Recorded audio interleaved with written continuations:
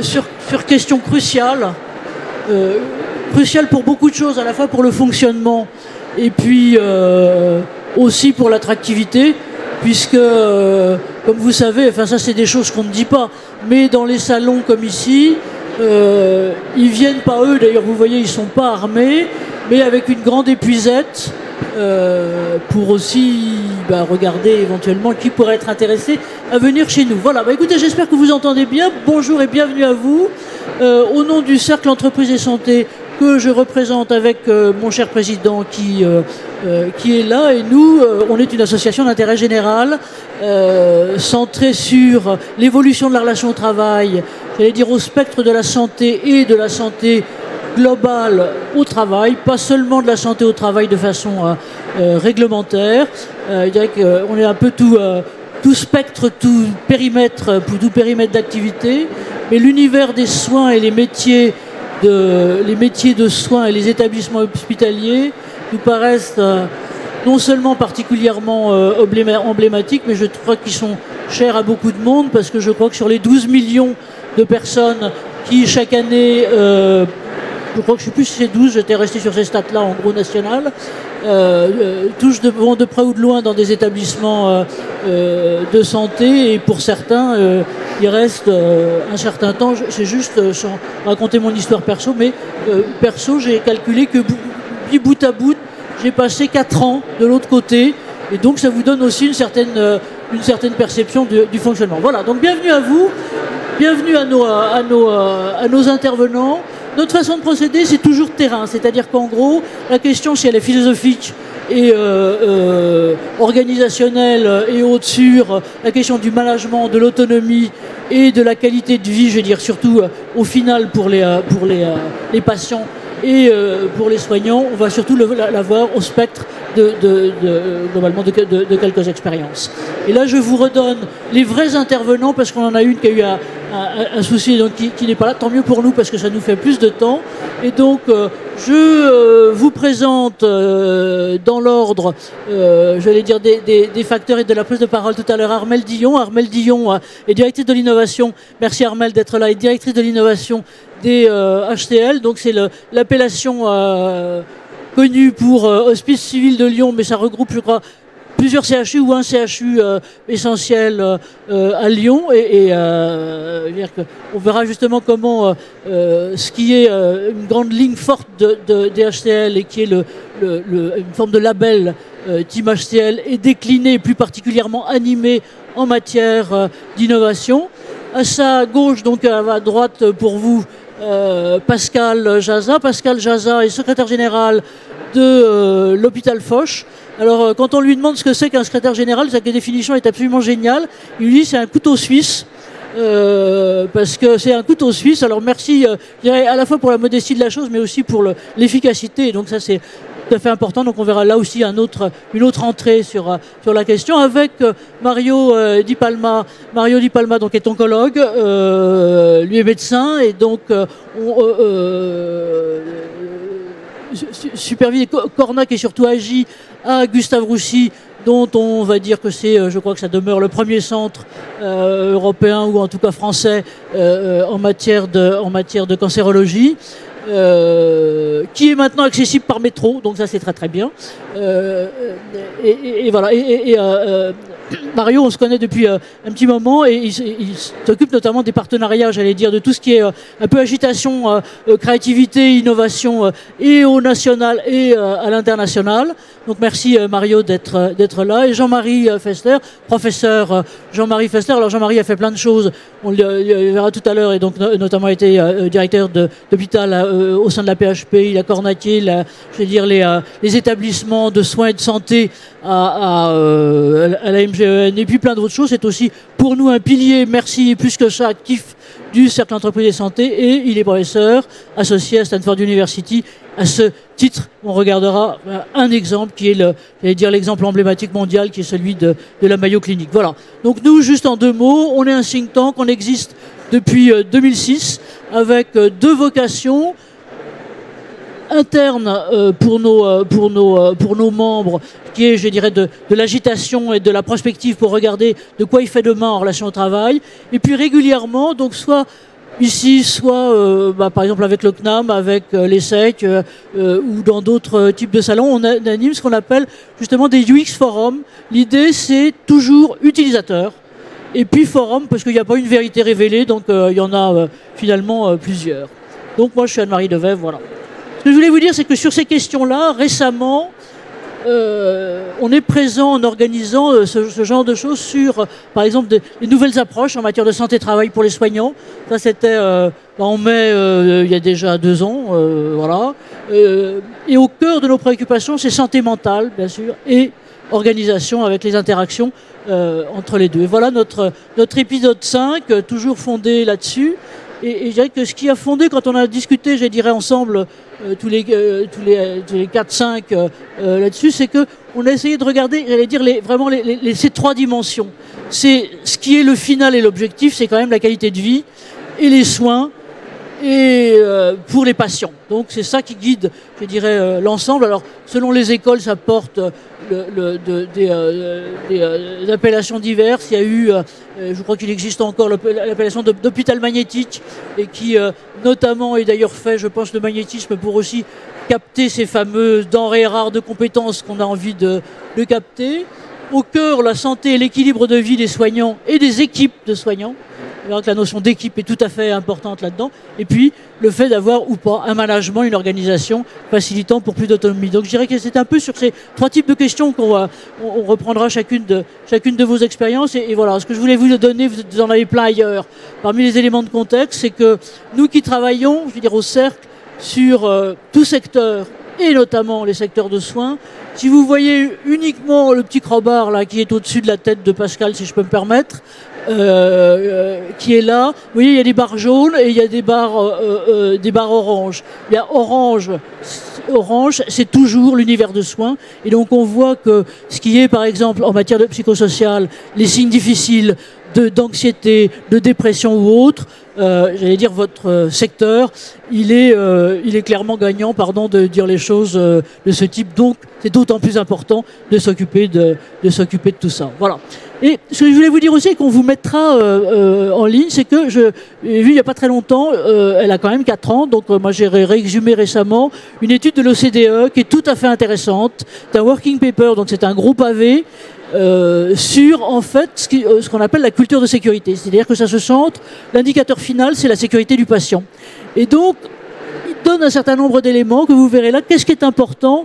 C'est un peu ce que je vous ai surligné en jaune, c'est que ce soit une culture de sécurité qui soit partagée, c'est-à-dire que c'est pas uniquement balancé d'en haut ou pas uniquement une charte qui existe et qu'on regarde pas, mais c'est vraiment des valeurs et des comportements partagés. Et les 4 trucs qu'ils indiquent pour que ce soit efficace, donc l'ensemble là, c'est échange interne ouvert, formation continue et apprentissage organisationnel continu, management leadership et charge de travail. Et tout ça, ça indique, alors puis vous le regarderez, on vous mettra le lien, parce que notamment c'est une étude sur 150 hôpitaux américains plutôt, ça montre un impact très très positif sur les résultats des patients, je dirais, aussi bien en termes de confiance qu'en termes d'amélioration et de confiance dans les soins et d'amélioration dans l'état de santé. Voilà.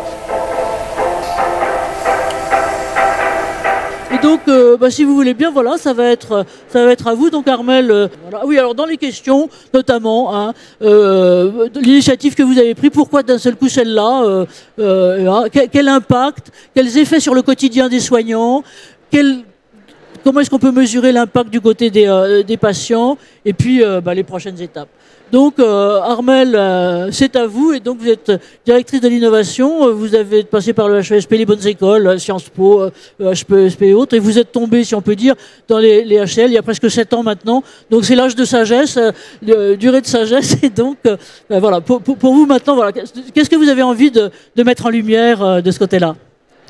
Alors, c'est vrai que ça fait 7 ans que je suis aux HCL. D'abord, j'étais 3 ans à la direction de la recherche et de l'innovation. Et comme beaucoup d'établissements, beaucoup de CHU, quand on met ensemble recherche et innovation, on fait beaucoup de recherche, pas toujours beaucoup d'innovation. En tout cas, pas l'innovation que peut-être on avait envie de faire. Et il y a eu une sorte de déclic, alors comme beaucoup à l'occasion de la crise Covid, mais pas seulement. En fait, pendant la crise Covid, qu'est-ce qui s'est passé ? On avait des organisations très horizontales, Les gens se sont mis à collaborer avec des gens avec lesquels ils ne parlaient jamais, que ce soit à l'intérieur de l'hôpital ou à l'extérieur.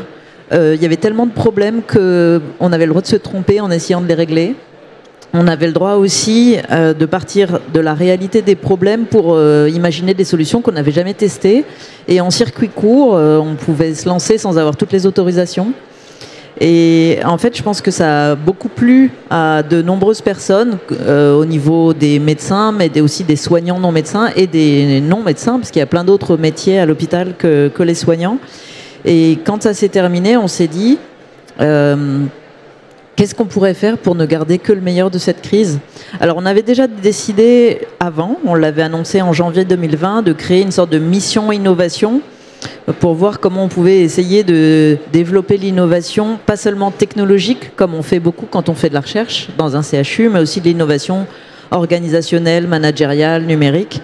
Mais là, avec cette crise et avec l'envie de garder le meilleur, de garder des choses beaucoup plus horizontales et plus participatives au-delà des chercheurs, on s'est dit, on va y aller à fond. On va vraiment créer des moyens de soutenir ceux qui ont envie de partir des besoins du terrain et pour retrouver un peu de pouvoir d'agir en quelque sorte.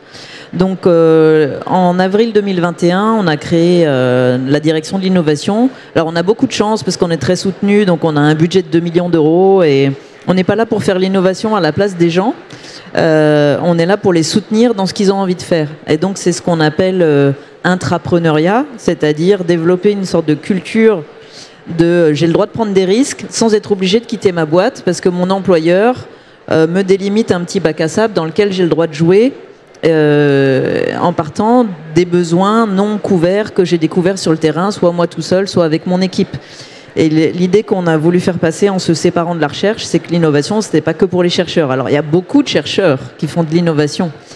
Et au bout de 4 ans, on a eu 122 projets qui nous ont été remontés en interne. On en a retenu 55 qu'on a financés. Et puis on a aussi amené de la formation pour certains de nos intrapreneurs. Alors, en quelques mots, on doit dire au bout de 4 ans qu'on a toujours un portrait robot de l'innovateur qui reste un homme, plutôt médecin, de 47 ans. Donc on n'a pas encore totalement réussi à diversifier nos profils, mais le message, et là c'est en train de se mettre en place avec des communautés d'ambassadeurs, c'est que effectivement, comme on a besoin d'autonomie pour innover, et l'innovation peut aider à développer l'autonomie, et notamment sur les publics qui se sentent peut-être pas a priori concernés par l'innovation, mais qui le sont, tous les publics soignants, les publics administratifs, techniques, logistiques, on essaye d'aller vers eux et de leur dire on est là pour se mettre à votre disposition, vous apporter soit de l'argent pour votre projet, soit de la formation.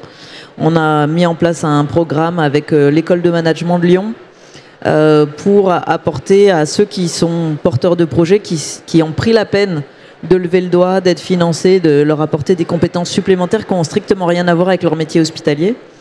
Et donc, ces éléments de mise à disposition, de soutien de nos intrapreneurs nous semblent de nature à créer un cercle vertueux, comme on l'a vu pendant le Covid, c'est-à-dire l'autonomie donne l'innovation, l'innovation permet de renforcer l'autonomie et le sens au travail.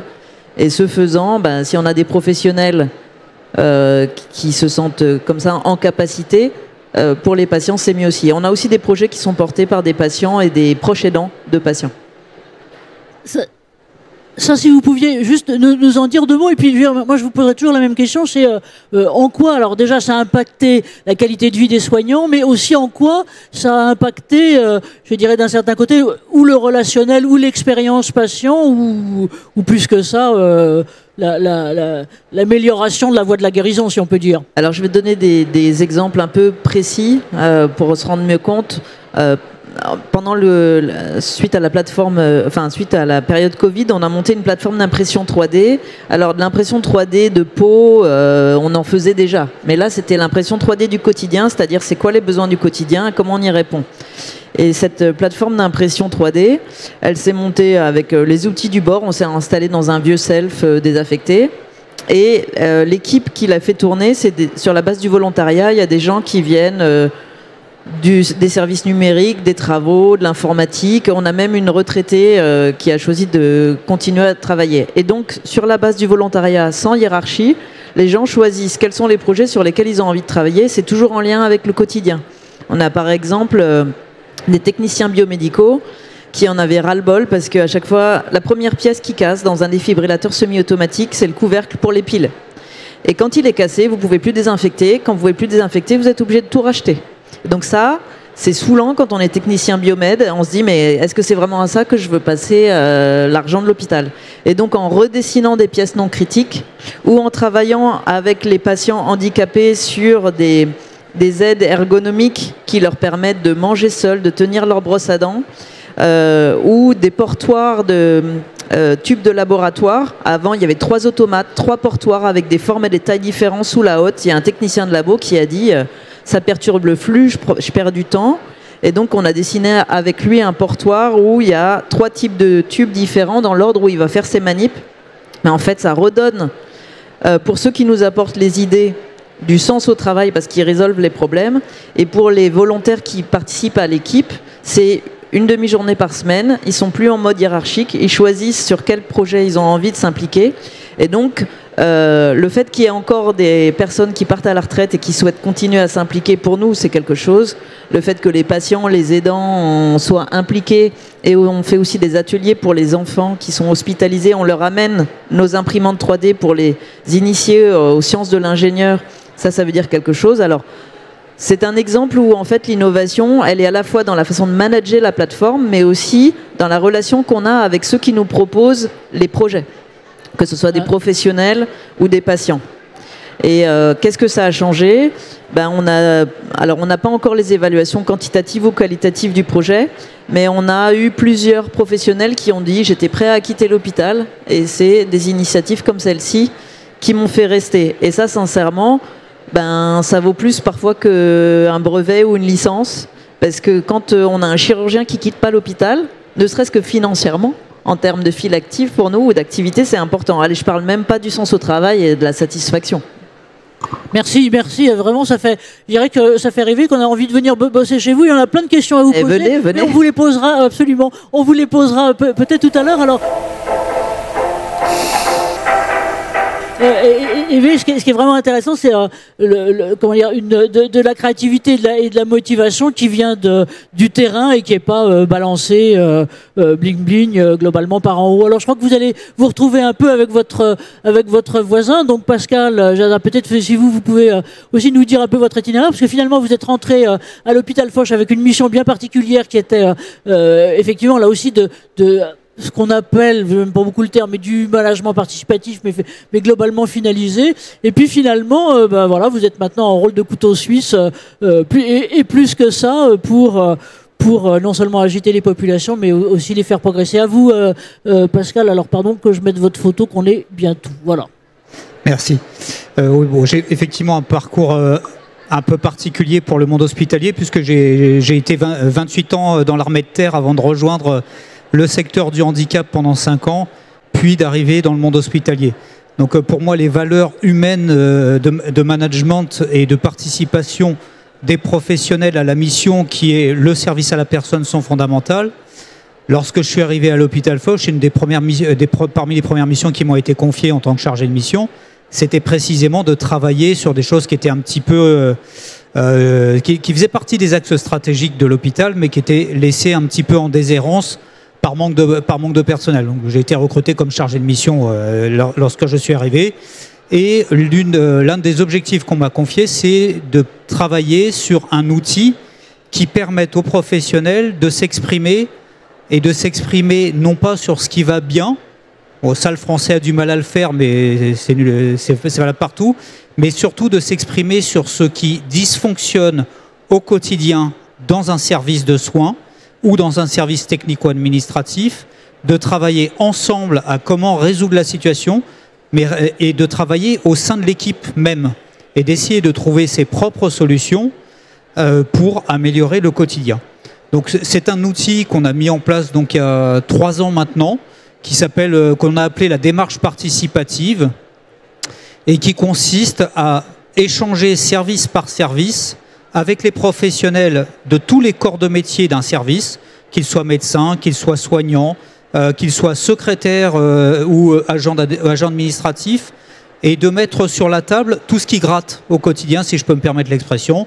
Qu'est-ce qui nous enquiquine quotidiennement? Quand on arrive le matin, on se dit, ah ben ça, si ça évoluait, si ça pouvait changer, on vivrait mieux les choses. Donc l'idée, c'est vraiment de faire réfléchir et participer les professionnels, qui sont ceux qui connaissent le mieux leurs problématiques, à la résolution de situations qu'ils n'ont pas vraiment envie d'évoquer en temps normal, qu'ils n'ont pas le courage d'évoquer en temps normal, ou qu'ils n'ont pas le temps d'évoquer en temps normal. Et souvent, c'est le terreau de tensions entre professionnels en se disant « Ah ben c'est à cause de lui que ça se passe mal, c'est à cause d'elle que ça se passe mal », sans avoir la perception du fait que ce n'est pas à cause de quelqu'un, c'est qu'il y a un système qui est en place, qui a ses avantages, ses inconvénients, et que c'est le système, c'est la situation de travail en tant que telle qu'il faut réfléchir et qu'il faut revoir. Donc pour vous donner des exemples concrets de ce qu'on a pu faire, un sujet qui revient très très régulièrement, c'est les interruptions de tâches. Ça, je le retrouve dans quasiment tous les services. Quand on décortique avec les professionnels médicaux, enfin médecins, chirurgiens, infirmières, aides-soignants, les ASH, les secrétaires, on se rend compte assez rapidement que ce qui génère des interruptions de tâches, la plupart du temps, c'est qu'il n'y a pas de temps dédié vraiment aux communications. Et que si on arrive à instaurer des temps dédiés, qu'on les formalise, eh bien on résout un certain nombre de problèmes. Ça ne veut pas dire que quand il y a une urgence, une information urgente à communiquer à une infirmière qu'un médecin doit communiquer, ça passe toujours. Mais ce n'est pas tout au long de la journée, parce qu'on a réglé l'essentiel des choses qu'on devait dire, on les a réglées soit le matin, soit l'après-midi, soit le matin et l'après-midi. Tous les services s'organisent comme ils veulent. Donc dans ce travail de démarche participative, sur ces sujets-là, ce que les professionnels ont réussi à concrétiser entre eux, c'est de formaliser des processus de communication, des instances, des timings de communication. Donc ça, c'est un des exemples. Un autre bel exemple que j'ai en tête, c'est un travail qu'on a fait avec les brancardiers de l'hôpital, qui a été assez étonnant, parce que les brancardiers, en général, ils ont pas très bonne image. Ils sont à la fois indispensables et à la fois on se plaint tout le temps d'eux, parce qu'ils sont jamais à l'heure, parce qu'ils ne répondent pas quand on les appelle, etc., etc. Mais de leur point de vue, quand ils arrivent dans les services, ils ne sont pas accueillis par les personnels soignants. Ils amènent le brancard, personne n'est là pour les accueillir. Souvent, ils sont appelés à faire la manutention, le transfert du patient seul parce que personne ne les a accueillis. On leur demande de prendre des responsabilités qui ne sont pas de leur niveau. Exemple, le branchement d'une bouteille d'oxygène à la prise murale. Donc c'est tout un tas de choses qui sont des irritants pour eux et qui, de l'autre côté, pour le personnel soignant, est un irritant. Mais quand on analyse les choses entre brancardiers et soignants, on se rend compte que si les soignants accueillent les brancardiers et sont là au moment où le patient arrive, ça va faciliter les choses, notamment pour le transfert. Donc on va avoir du gain de temps. Donc le brancardier va pouvoir vraiment amener le patient et repartir assez rapidement pour aller vers une autre mission. Là-dedans, il y a aussi la question de comment j'accueille le brancardier et comment le brancardier se comporte vis-à-vis des patients et vis-à-vis du personnel soignant. Eh bien, ce qui a abouti avec eux, moi j'étais là pour les accompagner avec une collègue, c'est qu'on a rédigé une charte de bonnes pratiques et de partage entre soignants et entre brancardiers. Qu'est-ce que moi, en tant que brancardier, j'apporte à l'équipe soignante et qu'est-ce que j'attends de l'équipe soignante? Et cette charte-là, elle a été présentée à l'ensemble de la communauté des soignants, y compris au personnel médical. Et ça a été co-signé entre la direction des soins et le brancardage.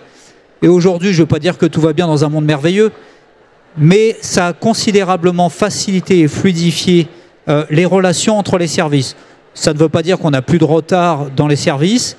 J'en ai un exemple hier, on a eu plus de 600 demandes de brancardage dans la journée, dont en particulier pour l'endoscopie digestive, mais avec 13 patients d'endoscopie digestive qui étaient dans 13 services différents. Donc forcément, à un moment donné, les brancardiers, ils ne pouvaient pas suivre. Donc ça génère des plaintes, mais on explique.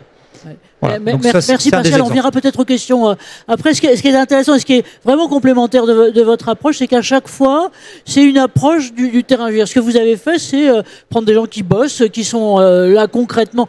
Et notamment, moi j'aime beaucoup votre exemple des brancardiers, parce que je dirais que c'est le symbole de la communication interne, d'un certain côté. Et bravo de vous être attaqué à ça, parce que c'est effectivement, ça fait partie des apparemment invisibles, mais des essentiels, et des essentiels pour le fonctionnement. On reviendra peut-être aux questions après. Merci Pascal. Maintenant,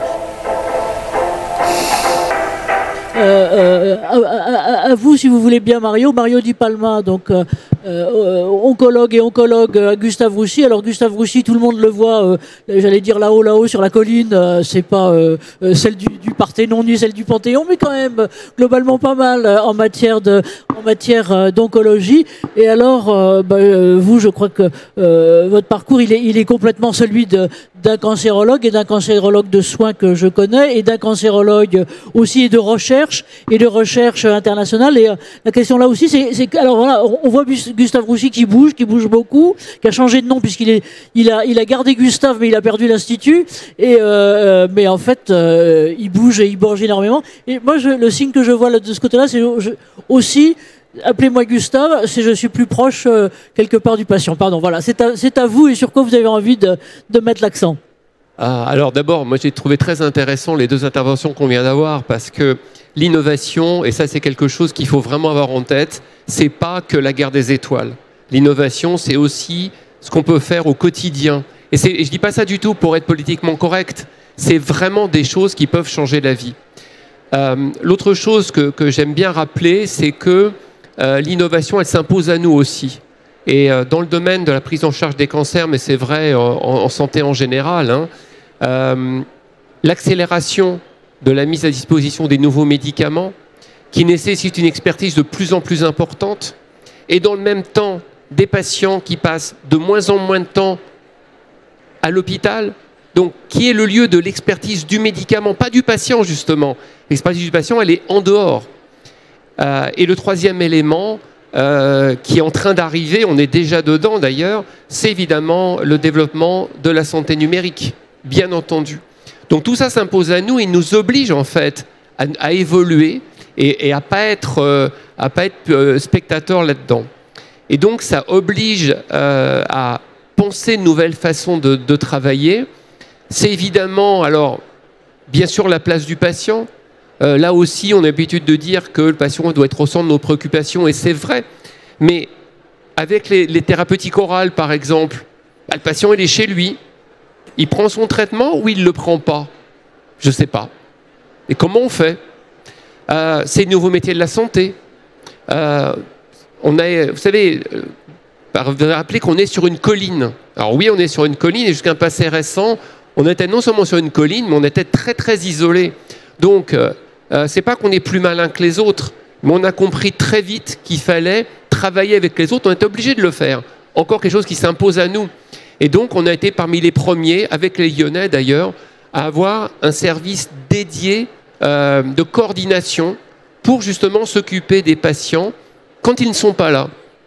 Et ça a été, au début c'était ça, et on s'est rendu compte très vite d'ailleurs que, je donnerai juste un chiffre, 40% des appels reçus par ce service, qui au départ était vraiment pensé pour coordonner la prise en charge et être l'interlocuteur et la porte d'entrée pour les patients et les proches d'ailleurs, 40% des appels étaient le fait de professionnels de santé libéraux, en fait, qui avaient besoin de nous joindre et qui avaient besoin justement de cette circulation d'informations. Donc, infirmière de coordination, c'est maintenant un métier qui est reconnu, puisque vous savez que depuis 1 an maintenant, il y a un financement par l'assurance maladie des outils numériques, enfin de certains outils numériques, pour peu qu'ils aient fait preuve de leur intérêt. 3 aujourd'hui sont remboursés par l'assurance maladie. Et pour la première fois, la fonction de coordination donne lieu effectivement à une prise en charge par l'assurance maladie. Donc on est vraiment sur un nouveau métier de la santé qui est aujourd'hui reconnu. Donc voilà, c'est l'hôpital, mais la ville change aussi, bouge aussi. Et je trouve que une de mes casquettes, c'est être coprésident avec un médecin généraliste libéral d'une structure ville-hôpital qui s'appelle un dispositif d'appui à leur coordination. Aujourd'hui, ces structures, il y en a 1 à 2 par département. C'est des structures qui sont pluridisciplinaires. On ne s'occupe pas que des patients souffrant de cancer, hein, sont toutes pathologies. eh bien, ça permet d'améliorer probablement la fluidité de la prise en charge. On a un système de santé qui est complexe. Ces structures, qu'elles soient de coordination, qu'elles soient à l'hôpital ou en ville, eh bien, ça permet de mettre de la fluidité et effectivement de savoir où s'adresser, effectivement, à la fois pour les patients et les professionnels.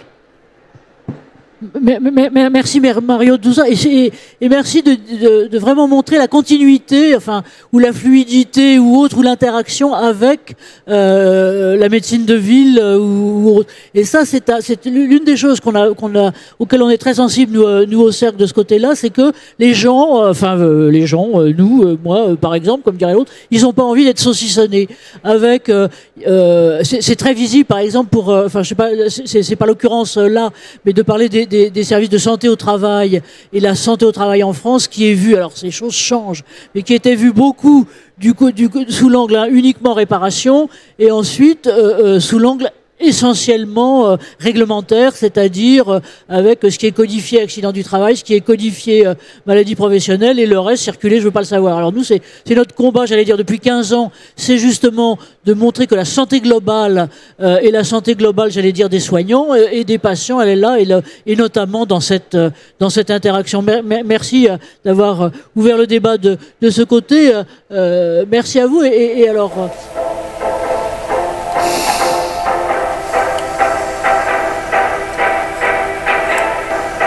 Jean-Marie Fessler, là maintenant, alors je vous ai mis avec votre étiquette, de professeur associé et depuis un petit moment à Stanford, juste pour capter un peu, Jean-Marie suit et plus que ça, il porte avec nous les travaux du cercle depuis un bon moment sur ces questions à la fois j'allais dire aussi, et de santé mentale et d'organisation qui sont aussi nos fers de lance de base, et l'intérêt, si je peux me permettre, mis à part le fait qu'il a été, directeur d'hôpital à la PHP, qui est aussi passé par le privé sur d'autres choses, on va cafeter aussi complètement, et après à la MGEN. C'était votre expérience internationale qui était sur laquelle on souhaitait vous interviewer aujourd'hui. Et alors ça montre bien la modestie de Jean-Marie, c'est que l'exemple qu'il va prendre n'est pas celui de Stanford, mais celui de la Mayo Clinic. À vous, Jean-Marie. Merci. Bonjour à toutes et tous. Je vais vous inviter à un bref voyage dans une ville introuvable des États-Unis qui est dans le Minnesota, qui est Rochester. 120 000 habitants. Sur le menton en bas, voilà. Alors, c'est la ville qui porte le meilleur hôpital du monde, enfin classé comme tel, depuis 7 ans de suite. Évidemment, tout le monde se demande... Bon. Alors d'abord, il faut trouver Rochester, c'est pas très évident. Et puis l'origine était assez sombre. Il y a eu une tornade qui a ravagé la ville en 1883. Et puis, 3 chirurgiens, le père et ses 2 fils, la famille Mayo, ont décidé de créer une clinique. Il n'y avait rien à l'époque. Donc la Mayo Clinic, c'est 1889. Et aujourd'hui, c'est considéré comme la meilleure qualité hospitalière au monde. Bon. Alors, comment c'est arrivé? D'abord, ils ont toujours intégré soins, recherche et enseignement. Ensuite, ils ont multiplié les liens avec les autres. D'abord aux États-Unis et ensuite dans le monde entier. Depuis 1907, le dossier médical individuel unique existe. Bon, évidemment, tout ça est numérisé aujourd'hui. Hein. Alors, en même temps, ils ont utilisé des atouts qui sont liés à la géographie des États-Unis. Hein. Il n'y a pas de diplôme d'État, donc les universités sont en émulation entre elles. La majorité des hôpitaux, plus de 50%, sont privés à but non lucratif. Hein, on retrouve les statuts de Foch et de l'Institut Gustave Roussy, bien sûr. 75% des médecins américains sont salariés. Bon. Voilà. Et puis la loi impose de prendre les patients en urgence. Bon. Alors après, le père Maillot et ses fils ont décidé que les besoins du patient passent avant tout. Hein, c'est la devise depuis pratiquement un siècle et demi qui est au cœur de la Mayo Clinique. Hein. Et puis la doctrine actuelle en innovation, c'est voir grand, commencer petit, agir vite. Donc ils sont extraordinairement bien organisés. Hein. Les urgences ne sont par exemple jamais le sas d'entrée dans les services spécialisés. Non. C'est-à-dire, on s'organise et on évite un certain nombre de perturbations, d'impromptus, voire d'improvisation. Donc, voilà Alors, ce qui est aussi très important à dire, c'est que la première consultation à la Mayo Clinique dure 1 heure et qu'on y établit la suite du parcours. Alors d'autres dans le monde le font, hein, je pense en cancérologie en particulier, mais là, si vous voulez, c'est le côté systématique. Bon. Et après, il y a quelques bonnes pratiques de la Mayo Clinique, gouvernance médicale. Tous les présidents de la Mayo et présidentes de la Mayo Clinique sont évidemment médecins. Tous les mandats sont à durée limitée. Les innovations de terrain sont transposées systématiquement. Jamais on prendra le risque d'en perdre la mémoire, même si on ne diffuse pas ça dans les 8 jours au monde entier. Bon. Toutes les équipes sont des triades. Médecins, cadres infirmiers, gestionnaires. Hein, c'est le module central, c'est la triade. Les nouveaux médecins sont, entre guillemets, testés pendant 3 ans et avant recrutement définitif, il y a un vote de l'équipe. L'expérience des patients est promue et évidemment, et je termine par ça, la Mayo Clinique est labellisée hôpital magnétique, on va voir ce que ça veut dire, et organisation à haute fiabilité, ce qui est rarissime. On est au niveau des infrastructures militaires et de défense, là. Alors, magnétique, c'est quoi? C'est qu'ils analysent non pas les causes de démission et de turnover, il n'y a pas de turnover à la Mayo Clinique, hein, mais parce que depuis 100 ans, ils s'intéressent aux facteurs qui poussent à rester fidèles. Pourquoi on reste? Et organisation à haute fiabilité, c'est vraiment des paradigmes qui sont très différents de ceux de notre chère Europe. Hein. Expérimenter, agir, ressentir, ajuster. Et en Europe, on aura peut-être plus une vision observée, analysée, commandée, contrôlée.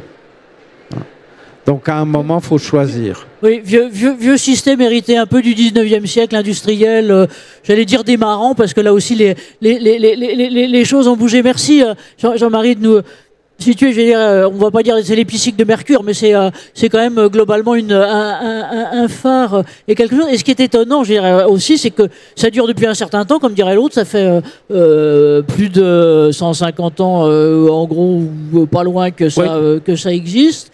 Et puis là, j'allais dire que le problème de recrutement, il est inversé. C'est-à-dire que j'imagine que le nombre de CV qu'ils reçoivent et qu'ils doivent plus ou moins retoquer, donc c'est vrai que ça fait rêver, c'est un autre, globalement, c'est un autre système.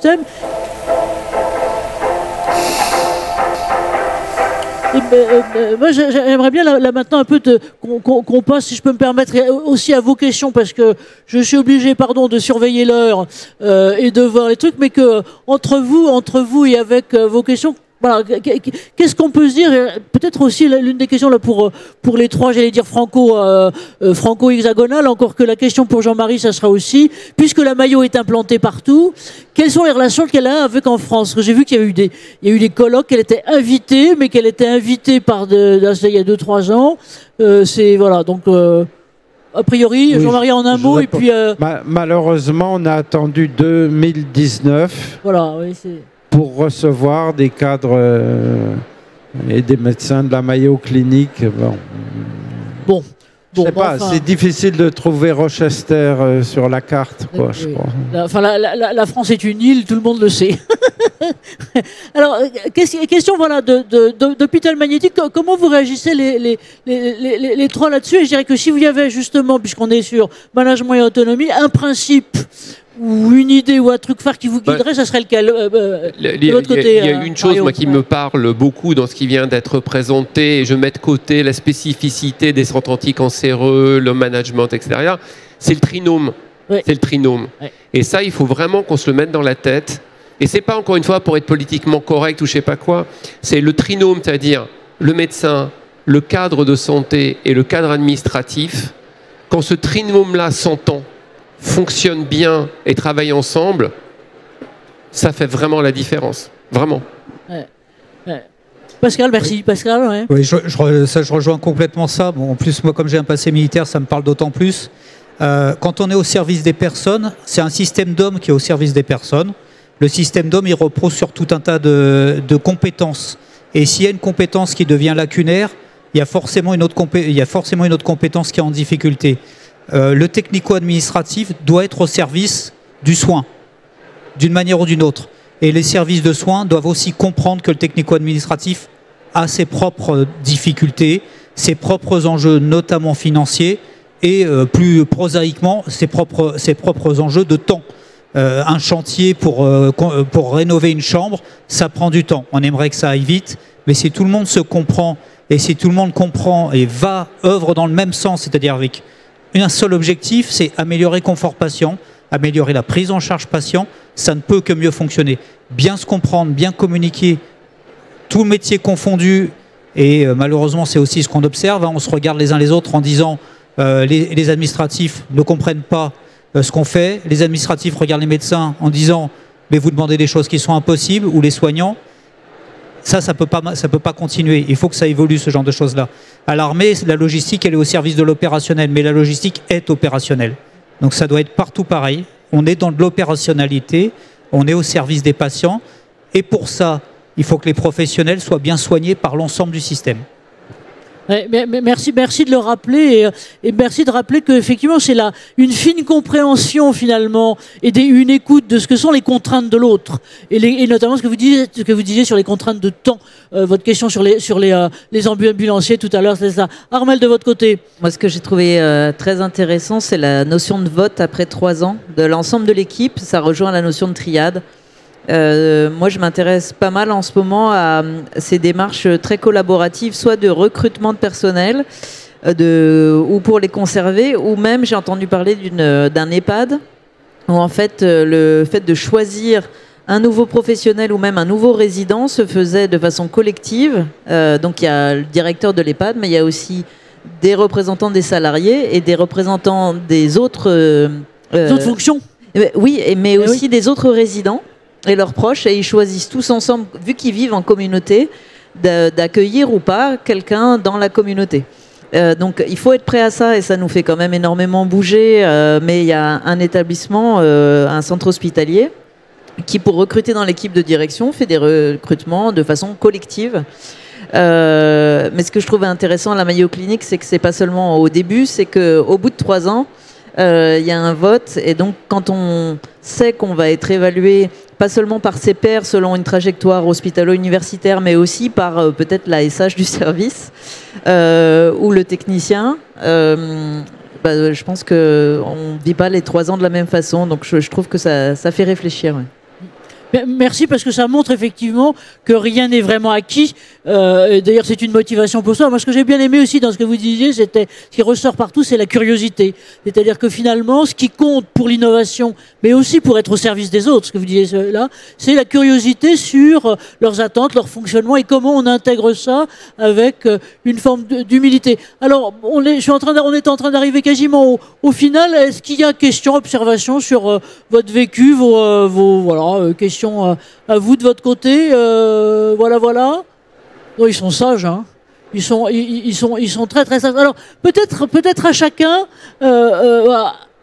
Difficile, hein, parce que on dit toujours qu'une bonne phrase c'est 13 mots. Je dépasse, hein. C'est 13 mots et pas plus. Mais voilà, une conclusion pour vous sur, je dirais un peu ce que serait vous adressez à de jeunes collègues de l'HESP ou de jeunes collègues qui sont en train de rentrer dans les fonctions médicales. Qu'est-ce que vous leur diriez, voilà, sur ou soit sur chez vous ou globalement sur voilà à quoi il doit faire attention, qu'est-ce qu'il faut apprendre. Difficile comme question, hein, oui. Allez, Mario, on se lance sur le micro. Alors moi ce que j'ai envie de ce que je leur dis d'ailleurs, hein, c'est venez travailler avec nous. Vous allez vous y retrouver, vous trouverez du sens à ce que vous faites, et on vous attend parce qu'on vit une époque formidable en fait dans le domaine de la santé. Il y a des innovations tous les jours, des petites, des grandes, des extraordinaires, certaines du quotidien. Et on a besoin de vous, en fait, pour les faire vivre et les développer. Donc, venez. Venez, Pascal. Et puis Jean-Marie après, et Armel pour clore la marche. Pardon, on fera solidarité féminine au final. Alors, moi, je rejoins complètement ce que vient de dire l'auteur d'Isanta. Hein. On est bien là-dessus.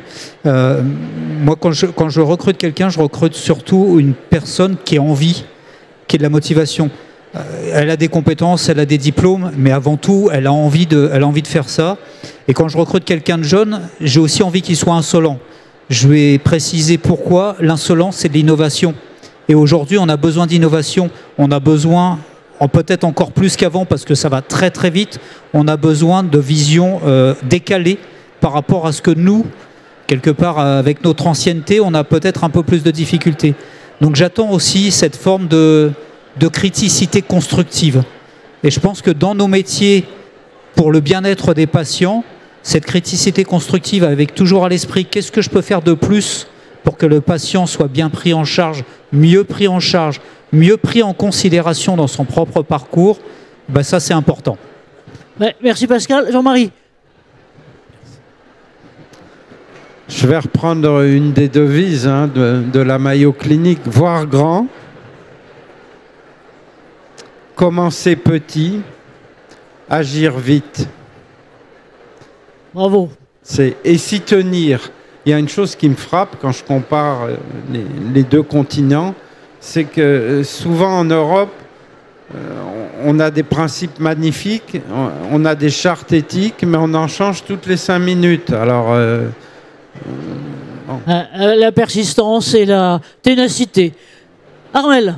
Bon, c'est difficile de passer après la devise de la Mayo Clinique, mais aux HCL, on a pas mal réfléchi à notre promesse et ça s'est terminé en 3 mots. Ici, je peux. C'est vrai que c'est la promesse qu'on essaye de faire à ceux qui nous rejoignent. C'est vraiment l'état d'esprit dans lequel nous, on structure le soutien à l'innovation, c'est-à-dire qu'il y a l'individu, le je, mais qui doit trouver du sens et s'épanouir dans un collectif, et à nous de lui donner la possibilité de pouvoir, le pouvoir d'agir, c'est vraiment quelque chose d'hyper important. Et on sait très bien quand on travaille à l'hôpital, qu'on soit soignant ou pas, on n'est pas à l'hôpital par hasard. C'est pour les patients, mais c'est aussi pour son épanouissement professionnel. Les deux doivent aller de pair. On a passé un moment difficile où on avait les patients, on n'avait plus les soignants. Donc maintenant, on sait qu'il ne faut plus dissocier les deux. Donc voilà, c'est par là que je terminerai. Ici, je peux, et nous, on est au soutien de ceux qui ont envie de pouvoir tous ensemble. Chapeau, hein, ils sont géniaux. Hein. Donc je vous propose qu'on leur fasse une grande salle d'applaudissements. Grand merci à vous, bravo. Et en plus, vous avez tenu les temps, ce qui est top génial. Alors, nos prochaines étapes, alors déjà, grâce à Jean-Loup qui est là, si vous avez envie du replay ou de le faire connaître le replay, il y aura ça donc le 31 mars. Jean-Loup, c'est bon pour ça, voilà, d'accord. Et on aura d'autres épisodes à venir. Et alors, si jamais vous avez aussi envie, tout à l'heure, il y a une autre prochaine étape, cette fois-ci centrée sur les femmes. Alors, je vais vous dire, j'ai fait un peu glups quand People for Health m'a demandé d'animer quelque chose, non pas sur la santé des femmes au travail, ce que je croyais, mais sur les femmes professionnelles de santé. Et finalement, là, on a pris, alors dommage, Armel peut pas rester, mais on a pris 4-5 femmes phares de ce côté-là avec leur vision de la santé. Est-ce que le fait d'avoir été une femme, ça les a aidés ou pas ou autre. Et en tout cas, bravo, merci à vous tous et merci d'être là. Et donc à toute prochaine étape, on vous remercie infiniment, vous quatre, d'avoir été là. Merci. Bye.